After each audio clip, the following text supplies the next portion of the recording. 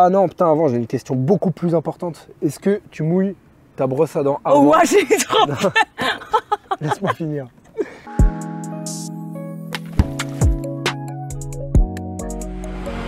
Célia, bienvenue dans Petit Kawa. Merci, c'est très gentil. Hyper content de t'accueillir de bon matin, presque midi, dans ce si beau cadre pour ce petit Kawa, ce premier Petit Kawa de notre édition Summer. L'idée, c'est qu'on invite des personnalités alsaciennes cool. Ok. Et ensemble, on discute sérieusement de sujets très cons, mais aussi, si on veut, de sujets très sérieux, un peu comme des cons. Ok. Tout ça en buvant un petit Kawa. Très bien. C'est clair. Ah, c'est très très clair. Merveilleux. Cet été, comme tu peux le voir, Célé, on a délocalisé notre studio au Phare Citadelle. C'est un lieu que tu connais? Que je connais depuis pas longtemps, mais que j'ai beaucoup aimé la première fois que je suis venue, là, il y a 3 semaines, je crois. Hyper raccord en plus avec pas mal de valeurs que tu défends. Exactement. Puisque éco-responsable au maximum, il faut 1 milliard de trucs maison.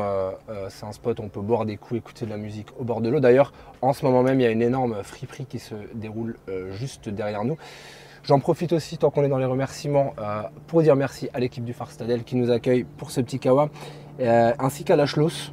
Rien à voir, mais le bistrot qui se situe du coup rue des Serruriers et qui est partenaire de l'événement sur les petits Kawa d'été. Partenaire de l'événement, partenaire des émissions. Célia, comme le veut la coutume, en tout cas ma coutume, je te présente en quelques mots, si tu veux bien. Alors en 2015, quand moi je battais le record du plus de kebab mangés en une année, toi tu te lançais le challenge étrange, culotté, audacieux en tout cas, de faire 1 an sans fast-food. À partir de là, plus rien ne t'arrête. 8 ans plus tard, tu as relevé plus de défis que Mike Horn. Tu as stoppé l'alcool, la viande, le shopping. Tu as écrit un bouquin et tu fais chaque jour un petit pas de plus pour faire du bien à la planète, mais surtout à toi. En tout cas, j'ai l'impression. Ah, j'aime beaucoup cette description. Elle est juste. Elle est très stylée. Elle me rend beaucoup plus stylée que je suis dans la vraie vie, mais Cool. c'est très bien. Alors, c'est réussi. J'ai plein de questions à te poser. On va aborder plein de sujets, mais ma première question est comment vas-tu vraiment en ce moment? Oh waouh, ça part en psychanalyse. C'est deep, hein. Non, en vrai, ça va très bien. Il y a le soleil, j'ai une pote qui est là tout le week-end chez moi à la maison. Ça va très bien. Je suis très en forme en ce moment. Est-ce que tu aimes avoir très chaud? Je déteste avoir très chaud. C'est Je vraiment très chaud. déteste Strasbourg l'été, c'est l'enfer pour moi. Je trouve ça étouffant. Donc non, là, je suis bien. Dans 3 semaines, on ne me voit plus dans Strasbourg. Tu t'en vas du coup? Non, je me casse pas parce que je travaille, C'est malheureusement. dans ta tête que tu vois. Du coup, je vais juste rester dans un bâtiment et me mettre en boule dès qu'il commence à faire plus de 27 degrés. Ok. Ça y est. T'as la clim? J'ai la clim. Pas T'as la écolo. clim? Aïe aïe aïe. Non, mais j'ai la clim. Pas chez WAM, hein, Pas chez qu'on toi. s'entende. Ok, au boulot. Pas chez moi, au boulot. Du coup, j'y suis pour rien. Mais j'ai lu sur ton Instagram quelque part que vous aviez une petite tradition à un moment avec un groupe de potes de partir chaque été en vacances. Oui, mais c'est quand, Ça sera pas cette année. c'est quand on était étudiant encore. Ça, c'est Merde. quand on était étudiant. Maintenant, la vie adulte nous a rattrapés, nous a mis une énorme tarte et on s'est dit, bah voilà, maintenant on doit poser des congés en avance avec nos RH. Enfin, vraiment, ça me déprime. Donc pas de visibilité sur ces prochaines vacances entre potes. Si, je vais partir là le week-end de mon anniversaire. Je pars avec. Non, mais là, c'est là que tu vas voir que j'ai vieilli. Je pars pour faire un petit week-end bucolique. Mais Où il y moi a une aussi, espèce un de fan petite ouf. ferme pédagogique ou des trucs comme ça, tu vois, pour faire un anniversaire avec Tu vas aller vraiment commuser. Voilà, exactement. Trop bien, c'est On ne bon. peut rien te cacher. Non, on part... Alors, là, c'est honteux parce que c'est mon anniversaire, mais c'est des potes qui ont réservé pour moi. Je crois qu'on part en Bourgogne. Ok. Je suis pas sûre du tout de ce que La je t'ai Bourgogne, tu devrais être très bien garé. dit. Ouais, non, mais je pense que, je pense que ça va m'inquiète être vraiment très très bien. Voilà. La Bourgogne, tu m'offres une parfaite transition sur mon premier sujet. On arrive aussi. Ouais, je m'y attendais pas du tout. Mais ça tombe bien que tu parles de la Bourgogne, j'étais sûre que tu allais en parler. Non, pas de la Bourgogne forcément, mais moi je suis un gros amateur de vin. Ok. On arrive en été aussi, c'est les apéros, c'est les teufs, c'est les festivals. Je sais que en 2020-2022, tu t'es lancé un Ouais. petit challenge de ne pas boire d'alcool pendant 1 an initialement. C'est ça. Tout On est en 2022. juin 2023, on en est où? On se boit une bière? On ou- boit toujours pas, hein. On On boit est au toujours café, pas, maté. ok. Ouais, non, Trop j'en bien. bois toujours pas. Bah, là-bas, c'était vraiment juste 1 an où je m'étais dit. Parce que je sais pas, toi, t'as commencé à boire de l'alcool quand, toi à peu près. Putain, moi c'est parti sur le collège, j'ai fêté le brevet avec ma première Ouais, voilà, flûte. c'est ça. Moi aussi, à peu près pareil. Et du coup, je me suis dit, en fait, ça fait mais tellement longtemps que j'ai pas passé ne serait-ce qu'une semaine, oui, tu vois. Mais 1 mois vraiment sans alcool, je me suis dit, ça fait vraiment très très longtemps. Donc, comme tout le monde, tu vois, j'ai fait les janvier sobres, les machins, les trucs et tout. Mais le truc, c'est comme il y a plein de gens qui le font et puis que c'est une durée assez courte, je trouvais que l'expérience sociale, elle aussi. était pas, ouais, c'était pas assez intense pour moi. Et donc avec des potes, je me suis dit, mais en fait, il se passe quoi si pendant un an, donc tu sais, là, t'as genre ton anniversaire, t'as Noël, t'as les vacances d'été, enfin T'as t'as les caps tout, à tu vois. passer. Ouais. Donc c'est vraiment tous les trucs importants, les mariages, les machins, les trucs. Je me suis dit, pendant un an, je bois pas. J'avais des potes qui étaient censés le faire avec moi. Spoiler alert, personne n'a tenu jusqu'au bout avec WAM. Okay. Il y en a même un qui m'a dit, vas-y, je le fais avec toi. Le 2 janvier, il était bourré. Genre vraiment, ça n'a pas fonctionné. Mais moi, je me suis un peu piégée, mais je fais tout le temps ça. En fait, tous les défis que je fais depuis 2015, on va en parler ouais, juste après. Voilà, c'est que en fait, je me mets la pression parce que je le dis à tout le monde, que comme j'ai, ça on pourra en parler en psychanalyse, mais une très grande peur de décevoir les gens, et ben je veux absolument aller au bout du défi pour pas qu'on me dise ah elle l'a dit, elle l'a pas fait, tu vois. Il y a peut-être un peu de fierté aussi dedans. Mais là du coup tu as fini le défi, tu continues parce qu'en fait finalement le défi t'a amené vers autre chose, t'a amené vers ouais, c'est ça, au début c'était mieux-être. Ouais, moi je m'étais dit vas-y je fais juste un an et j'avais la carotte de au nouvel an 2022-2023, je me mets la timbale de ma life, genre vraiment je bois tout et en plus quand t'as pas bu pendant un an, bien que vraiment le premier schluck de bière c'est par terre. La carotte elle marche autant tu vois sur un an, je pense que sur un mois oui, en fait au bout d'un an non, t'as appris à vivre sans. Et bah justement, en fait au début ça venait, je me disais vas-y je vais reboire et en fait je trouvais ça dur aussi de pas boire au début. Quand moi j'avais 27 ans. C'est ancré. Voilà, je fais beaucoup la teuf en plus, qui plus est, donc, et puis je prends pas de drogue, donc ça veut dire que j'étais vraiment sobre as fuck, au calt, au machin, au wagon souk, donc vraiment, les premières soirées c'était dur, j'étais genre comment je fais pour parler aux gens, pour danser, pour être à l'aise et tout, c'était vraiment compliqué.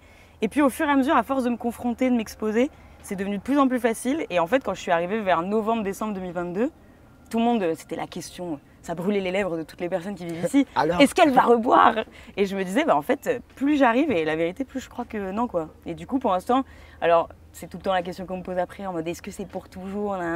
Tu vas jamais regoûter, ne serait-ce qu'un bon vin si t'as l'occasion et tout. Pour l'instant, c'est pas arrivé. Après, je te dis pas que je vais pas regoûter ou même reboire peut-être un jour. Ouais, mais en tout cas, pour l'instant, t'as appris à changer en fait ton habitude. C'est ça, et en vrai, ça te fait avoir un truc. Enfin, je sais pas comment t'étais quand t'étais petit. Tu faisais beaucoup de bêtises ou des trucs comme ça quand t'étais petit ou pas? Mais petit, genre primaire et tout. Je dormais pas.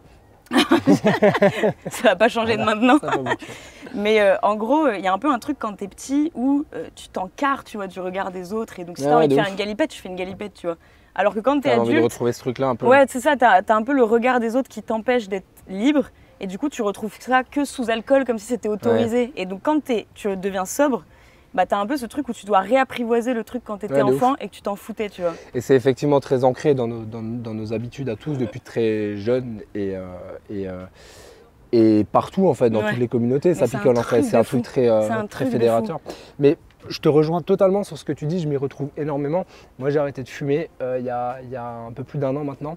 Moi aussi. C'était exactement ça. C'était alors je me suis promis d'arrêter de fumer il y a 5 ans. Et en fait, à partir de là, c'est pour ça que je me retrouve vachement dans ce que tu dis. Je l'ai dit à un milliard de personnes, mais toutes les personnes que je croisais, personne n'y croyait. Ça m'énervait. Et j'ai l'impression que pour changer des habitudes, des mauvaises habitudes, il y a un truc dont tu parles beaucoup aussi sur tes réseaux et tout.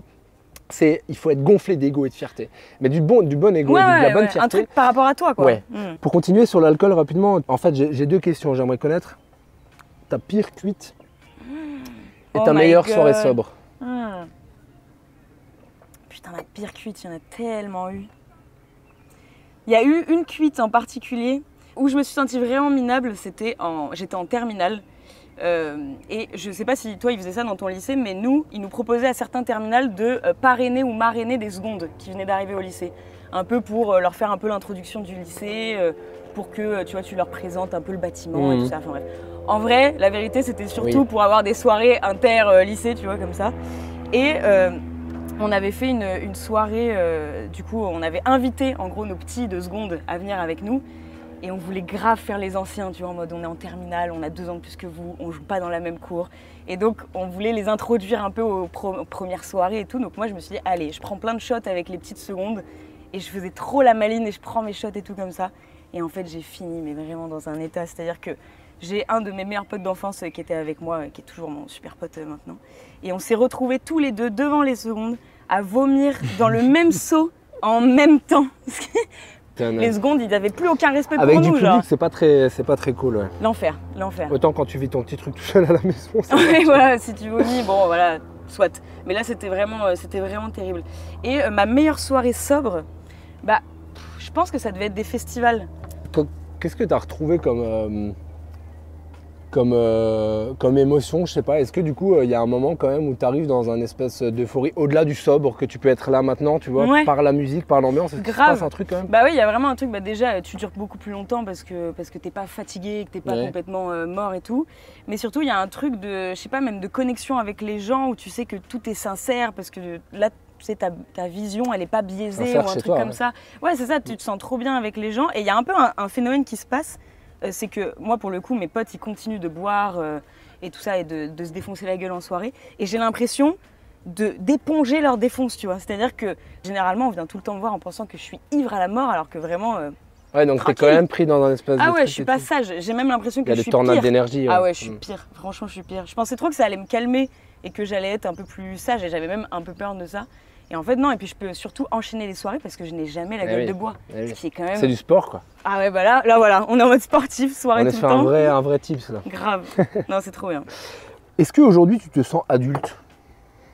Oh, waouh. Et si oui, qu'est-ce que tu fais dans ta vie? T'as pris le... Et si oui? C'est l'enfer.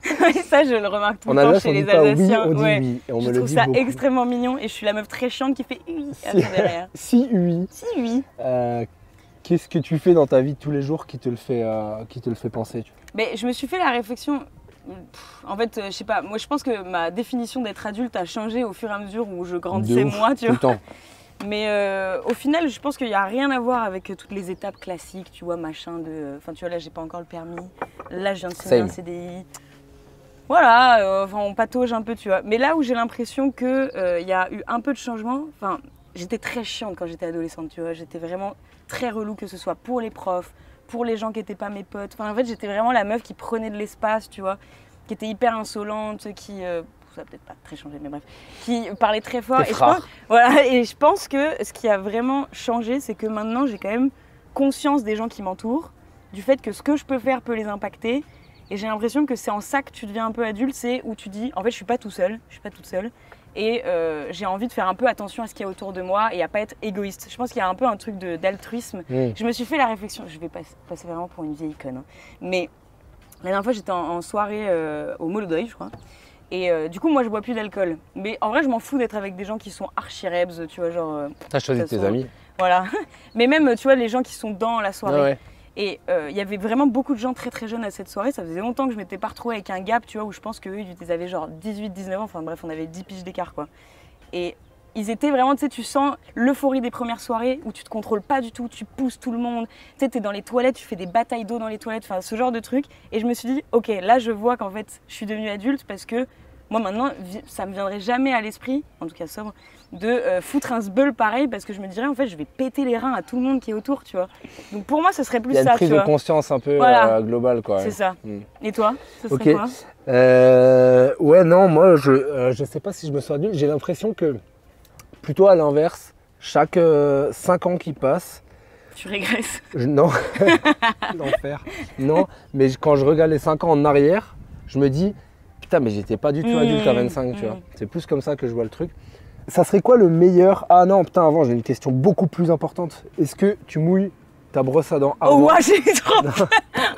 Laisse-moi finir. Est-ce que tu mouilles ta brosse à dents avant ou après le dentifrice? Bah avant, non?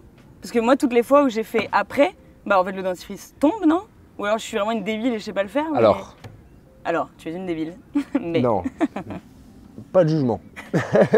Mais l'idée, pour moi, c'est de mettre le dentifrice pas sec dans la bouche, tu vois. Donc moi, je mouille le dentifrice. Mais le dentifrice, il est pas sec, ou qu'est-ce que t'achètes comme marque? Un peu, tu vois. J'aime bien que ça glisse un peu, tu vois. Ça lubrifie un peu. Non, donc toi, tu fais après. Mais parce tu contrôles le débit d'eau. Parce que du coup, ça sert à quoi de le faire avant?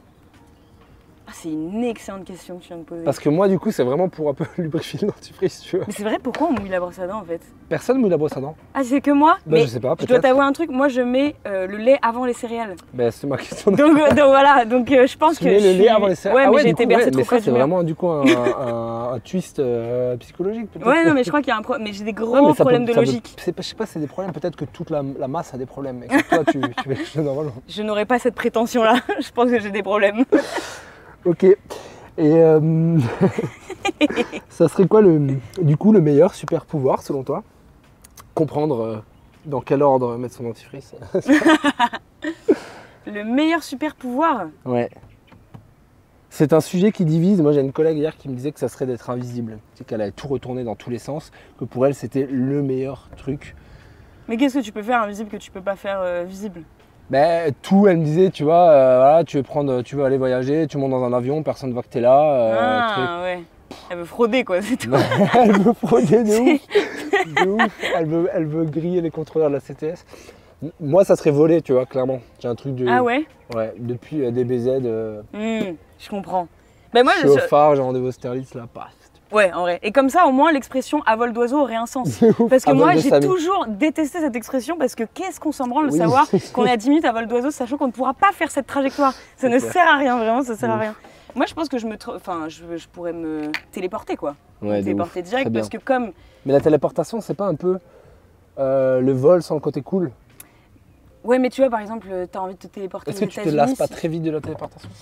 Bah, c'est vrai que Tu vois pas de il y a un pays peu un truc où moi, je suis dans le cliché que je suis très voyage lent, tu vois, aller en train ou en bus, machin. Mais justement, du coup, j'ai C'est de dans la... ce sens-là que je te dis ça. Voilà, mais c'est vrai que je me dis quand même, il y a une part de moi qui aimerait bien pouvoir voyager loin et comme je prends pas l'avion, voilà. On va passer c'est un petit truc qu'on a instauré dans les petits kawas il y a quelques temps. C'est les 3 questions de la rédac. Ok. Euh, Est-ce qu'on sait qui les a posées dans la rédac ou c'est anonyme? moi, je sais. Ah oui, mais moi je saurais pas. Si je te le dirai après. Ok. Je vais te proposer de les lire, de les ouvrir et d'y répondre. Ok. Une par Et une. par contre, je sais pas lire donc ça va être hyper gênant. Ah, sinon tu me diras. Non, C'est en allemand. C'est quoi la pire honte de ta life? Putain, la pire honte de ma life. J'ai pas besoin de faire genre que je réfléchis, je sais très bien parce qu'elle est encore là. Elle est encore là. J'ai fait ma première année de fac à Paris. Ouais. En psychologie, tu as des cours de statistiques. Je hais ça. Je hais les maths en règle générale, c'est vraiment l'enfer. Et en plus, ils avaient eu la bonne idée de nous le foutre vraiment juste après la pause déj. Donc le moment où vraiment... Plaisir, en digestion là. Voilà, Paf. t'as vraiment envie de dormir. Et moi, en tant que bonne ancienne insolente du collège, je me mettais au dernier rang. Et ce jour-là, je me suis endormie en cours, évidemment.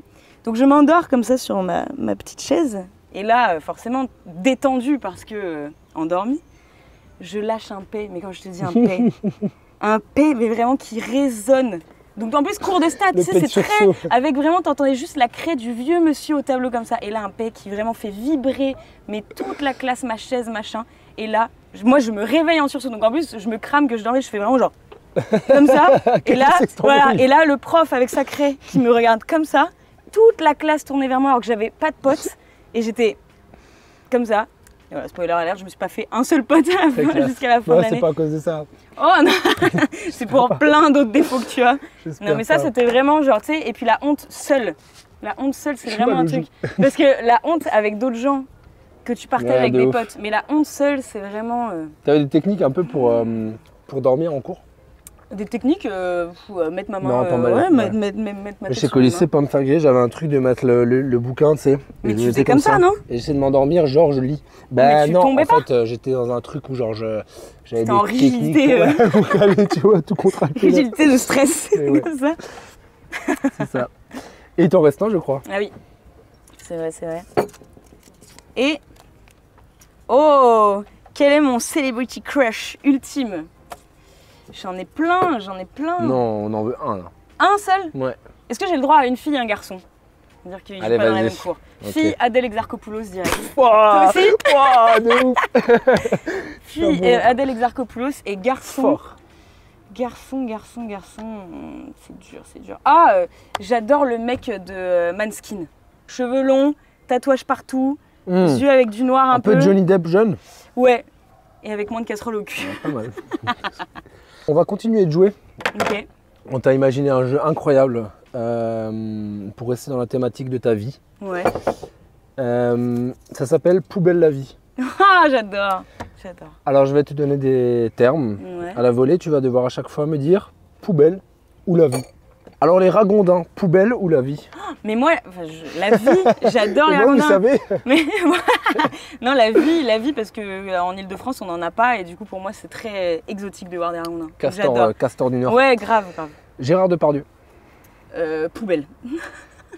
Ceux qui disent bonjour, Poubelle. les coupes mulets. Ah, la vie, fort. Les mulets, La vie. les JO de Paris, Ah, poubelle. le Sauf si c'est trampopark. pour les boycotts. Sauf si c'est pour les Le trampopark, la vie. Trop bien. Patrick Sébastien. Ah, c'est dur. La vie, c'est un peu trop fort, donc poubelle. Mais en vrai, il aurait le droit à un peu à une place au milieu. Oh, j'ai vu que t'étais déçu là. C'est pas grave. C'est pas grave, on parlera plus après. Les Sarouel. Difficile, parce que là, je vais mettre beaucoup de gens de mon camp ado. Parce que moi, je suis un peu babos, mais moi, je dirais poubelle. J'aime pas ça. Je dois avouer. Babos avec du style. Ceux qui laissent des avis sur Allociné. Ah, ça dépend. S'ils utilisent le terme jouissif dedans, poubelle. S'ils l'utilisent pas, la vie. Et ceux qui pensent que c'est mieux sur Sens Critique. Je suis un peu d'accord. Un peu la vie. Ok. Désolée. Les Rasta Blancs. Ah, poubelle. Jean-Pascal de la Starac. Oh, la vie. Allez, la vie. La vie. Ouais. Gros big up Jean-Pascal. Ouais. Plus belle la vie. La vie. Dédicace à ma grand-mère. T'as suivi? J'ai pas suivi, mais T'as un suivi peu. Il y a 2 millions Oui, c'est ça. d'épisodes. J'étais pas T'as née, suivi, donc t'es où, c'est toi, ça. sur, Non, mais la vie, quand même, c'est mignon. Les Crocs. La vie. Ok. Ouais, ça me va. Ok, plein pour trancher. J'étais pas prêt pour cette réponse. Moi non Les plus. avocats au supermarché. Poubelle. Désolée, poubelle. Et les avocats au tribunal. Poubelle aussi. Non, je les aime pas beaucoup. J'espère que t'en auras jamais besoin. Des Darmanin. bruits dans la rue, nous. Poubelle. Direct. Les kebabs. Ah, la vie. S'ils sont pas avec de la Kebab viande. végé, ça le fait? Ouais, grave. Kebab Ça végé. dépend où, hein, parce que j'étais végé moi il y a quelques années, pendant un an ou deux. Kebab végé, c'était du pain, frites, salade, tomate, oignon. Ça a L'enfer. beaucoup changé, Maintenant, oui. Maintenant, il y en a un nouveau là qui est ouvert au quartier gare, vegan. Très sympa. yes. Le Sofra, je fais de la pub. Le Cool. Sofra, très bon. Merci pour la reco. Le flunch. Poubelle. Ah, il y a quand même les légumes à volonté. Poubelle quand même. Allez. Pornhub. Alors, difficile parce que éthiquement, je dois dire poubelle. Allez, je vais dire poubelle, mais bon, Ouais. il faut un peu J'ai de pas dit les silence à la sites porno, t'as le droit. Hein. vie. Ouais, mais poubelle quand même. Le géant. Les Segway. Les Segway. Ah, c'est les trucs comme as là. Poubelle, ça sert à rien. Fort. Dégagez-moi ça. Ouais, grave. Pour faire des tours là comme ça sur eux-mêmes. Pour moi, c'est ça. Hein. Les bouquins d'Hugo Clément. Tu veux trop me mettre dans la sauce. Poubelle, direct. Poubelle. Les lapins ne mangent pas de carottes. Ok, j'ai une dernière partie, une dernière thématique que j'aimerais aborder avec toi. Ouais. Le meilleur pour la fin, j'aimerais qu'on parle de vivre ensemble, de relations humaines. Sache que je suis un passionné de relations humaines. C'est vrai. Je passe le plus clair de mon temps libre à relationner. à relationner. À relationner. J'ai Ok. toujours passé mes amis au centre de ma vie. Mes amours aussi, mais mes amours font partie de mes amis. C'est Ah ouais, un tu mets ensemble. ça sur le même. À peu de choses près, ouais. Et justement, j'aimerais qu'on parle d'une vidéo que j'ai vue sur ton compte Insta il n'y a pas longtemps. Ouais. J'aimerais juste que tu reposes un peu, je vais te laisser le faire, le sujet de cette vidéo où tu comparais les relations amicales et amoureuses avec Ouais. des sacs de billes. Est-ce que tu peux me poser ça en 2 phrases juste pour qu'on ait le contexte et qu'on Putain, en c'est vrai que discute. j'avais dit ça. Mais j'avais été invitée dans une émission qui s'appelle Anecdate. Très cool, soit dit en passant. Et où on parlait en gros de. Enfin, en fait, à chaque fois, c'est des thématiques différentes. Et moi, il m'avait invité pour parler du fait que, personnellement, je mets sur le même plan, tu vois, sur la même importance, l'amitié et l'amour. Et enfin, de toute façon, d'ailleurs, tout est très mélangé. J'ai appris plus tard qu'on pouvait appeler ça l'anarchie relationnelle. Voilà, si Ok. tu pourras Cool. ressortir ça dans un dîner mondain. Mais l'anarchie relationnelle, en gros, ça veut dire, donc j'avais pris la métaphore du sac de billes, c'est que très souvent, on nous apprend à dissocier, de dire, bah, d'un côté, tu as ton amour, parce qu'en plus, généralement, les personnes sont monogames, donc ton amour, et de l'autre, tu as tous tes potes. Et en gros, quand tu as, je sais pas, par exemple, envie d'aller au ciné avec ton mec ou ta meuf, tu vois, ou ton crush, enfin que sais-je, donc dans ton sac de billes amour, tu qu'une seule personne. Donc ça veut dire que si cette personne-là, elle est pas dispo, elle a pas envie, enfin nanana, et ben tu te retrouves comme un con, voilà, tu te retrouves comme un con à avoir personne d'autre dans ton sac de billes à qui proposer ça, et du coup, toi, tu es frustré parce qu'il se passe pas ce que tu as envie qu'il se passe, et en plus, tu es déçu parce que tu as l'impression que la personne n'a pas répondu à tes attentes, donc tu peux être un peu frustré, quoi. Alors que généralement on a moins de frustration dans l'amitié quand on a la chance d'avoir pas mal d'amis, ce qui est mon cas, ou si je propose, je sais pas, à un pote en mode t'as envie d'aller faire du vélo dans la forêt de la Roberto, c'est vraiment très beau comme citation. Mais je m'en rends T'as ton compte. vélo cargo? Voilà, c'est ça. Viens, Tu on veux va pas faire qu'on un aille faire tour. un molki là-bas? Et si il dit non ou elle dit non, et tu peux proposer à un autre. Et puis en fait, ça roule, tu vois, c'est fluide. Et puis en fait, il y a une espèce de responsabilité partagée, il y a une sorte de diffusion un peu de l'amour qui fait que tout n'est pas centré sur une personne, tout n'est pas, tu vois, cristallisé sur une seule relation. Et du coup, ça permet d'avoir beaucoup plus de liberté, beaucoup moins d'attente, beaucoup moins de déception et aussi beaucoup moins de pression. Parce que moi, c'est aussi dans ce sens-là que j'aime pas sentir que je suis le centre de la vie de quelqu'un. Ça me met la pression parce que je me dis, en fait, si j'ai envie de faire autre chose, si je suis pas dispo physiquement, émotionnellement ou quoi, j'ai pas envie que la personne soit triste. Et donc, ce que j'expliquais, c'est que moi, ça fait plusieurs années maintenant que j'ai tout remis dans le même sac de billes, entre guillemets, c'est-à-dire que ce soit ma petite sœur, mes colocs, mes meilleurs amis d'enfance, mes potes, mes collègues, mon mec, ma meuf ou que sais-je, et tout est ensemble, ce qui fait que en fait, si j'ai envie d'un ciné, je peux autant le proposer à un pote qu'à mon mec. Si j'ai envie de partir en vacances, je peux le proposer à ma petite sœur comme à une collègue. Et d'essayer un peu de tout mélanger, je trouve ça plus sain. Après, ça ne veut pas dire que c'est forcément le cas pour tout le monde, mais moi, en tout cas, ça fonctionne très bien comme ça. Ouais. Ce truc-là, je l'ai toujours eu instinctivement. Ah ouais. Tu parles. J'ai toujours vraiment. Ça a été parfois conflictuel avec mes ex, avec ma famille même. Quand genre je ratais un repas, une cousinade ou je sais pas quoi, parce que j'étais avec mes potes et qu'on me disait ah mais tu préfères être avec tes potes? En fait, c'est pas que je préfère, mais c'est juste que il n'y a aucune raison que tu préfères la famille, soyez forcément. priorisés, Grave. Ouais. Voilà. Et parce que je leur dois beaucoup aussi, je leur ai énormément apporté aussi, je leur donnerai tout ce que j'ai, que ce soit à mes amis, à tous les gens que j'aime en fait. Et j'ai vraiment considéré ce truc dans l'ensemble. Ça demande quelques consensus et quelques acceptations quand tu décides d'entrer dans ma vie, parce que tu entres dans un écosystème. Je vais dire ça un peu crûment, mais si tu es ma copine et que ça matche pas, il ne faut pas que ça soit la copine de Samy. Moi, c'est une condition sine qua non, tu vois, qu'elle soit intégrée dans ma vie. Il faut qu'elle soit pote avec tous mes potes, il faut que, parce je passe ma vie avec mes amis. Tu vois. Et je trouvais ça super intéressant parce que c'est rare de rencontrer des gens qui comprennent un peu, qui mettent un peu les relations humaines sur le même plan. En fait, on est tous des humains qui s'aiment ou qui s'aiment pas, mais voilà, j'ai pas l'impression qu'il y a un intérêt. J'ai vécu ces relations-là de la nana, les potes, tu vois, sans que jamais ça se rencontre ou quoi. J'ai l'impression que la vie elle est un peu moins marrante comme ça. Ouais, moi je la trouve très chiante comme ça. Je la trouve vraiment très très chiante. Et double vie un peu aussi. Double vie, et puis même tu t'enfermes, très vite, du coup après tu t'enfermes que dans ton couple, tu commences à moins voir tes potes, à moins faire des trucs, et je pense que même du coup ton couple s'appauvrit de fou aussi, parce que t'as rien à lui raconter. Je t'enrichis de rien, T'es H24 avec la personne, moi franchement il n'y a personne que j'aime assez pour être H24 avec. Personne. De ouf. Je suis assez d'accord, mais je pense pas que c'est humain ça. Non, je pense pas, c'est sociétal. Et puis tu peux remplacer ça mais par d'autres choses, tu vois. Je pense à ces gens, j'ai des amis en ce moment qui font une traversée, qui font toute la route de la soie dans un van, c'est les gens qui voyagent en van. En fait, très souvent on se dit putain mais comment tu fais genre l'un sur l'autre H24 pendant genre 6 mois, mais en fait non, parce que tu te nourris là de plein d'autres choses en fait, de voyages, de paysages différents tous les jours, c'est ça qui fait que ça tient. Ouais. Et tu peux être avec les gens sans être avec eux, tu vois, où chacun est un peu de son côté. Je pense que beaucoup de couples pendant le confinement ont vécu ça. L'enfer. Il me reste une dernière question, la traditionnelle question de fin. Ouais. Qu'est-ce que tu vas faire aujourd'hui? Qu'est-ce que je vais faire aujourd'hui? Je vais rejoindre ma pote qui est chez moi. Il y avait un plan de se balader, aller faire du vélo, potentiellement faire des mots fléchés dans un parc. J'ai 47 ans. Et ce soir, aller voir une soirée de théâtre d'impro. J'aime beaucoup aller voir du théâtre d'impro, je serais incapable d'en faire. Impro Alsace? Non, de la Lolita. Ok, cool. De la Lolita. J'ai reçu il n'y a pas longtemps Antonia de Randinger qui a fait ses armes là-bas. J'adore. J'ai plein de potes en fait qui font partie de la Lolita et du coup ils font une soirée au Fossé des Tresses comme d'habitude. Yes. Et j'adore aller voir ça. Et puis demain brocante quoi. Voilà, bobo de 47 ans. 50 ans. Normal, on est là quoi. Merci Célia, je trinque à toi. Longue vie à toi. À la tienne. Cool.